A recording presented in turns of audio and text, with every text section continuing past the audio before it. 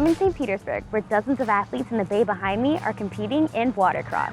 Watercross, or personal watercraft racing, began in the 70s, right after the first jet skis went on the market in 1973.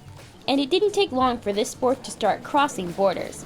Pro jet skier Moad Salhi has been racing internationally since 2002. I started in Morocco, but I was based there and we used to travel back and forth to Europe. So they used to race in France, Portugal, Spain. Salhi actually took a decade off from racing to focus on immigrating to the US. In 2019, he was finally able to return and make a big splash on the racing scene as the first Moroccan, African, Arab to ever win a European title. As a St. Pete local, he was glad to participate in their first ever powerboat Grand Prix. Unfortunately, he was injured mid-race. I was in second, me and first were battling for the first place.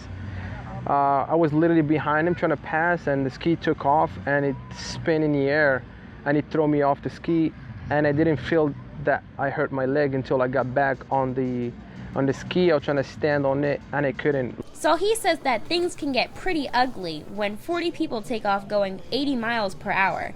He loves the sport, but having been in 2 comas, he's a strong advocate for being prepared. If you're not careful, you will get hurt. If nobody hurts you, the ski, even the jet ski itself can hurt you because it can take a spin any second and it can just take you off. Moments like these really highlight the importance of having the right equipment. For that, Moad goes to CJ Lammers, the president of Short Block Technologies in Clearwater. He's been selling stuff like this for years. We sell everything, all the hard parts in a jet ski, anything that makes it run. That's the engine, the drive line, cables. We sell seat covers. Anything to get the jet ski on the water is what SBT is about.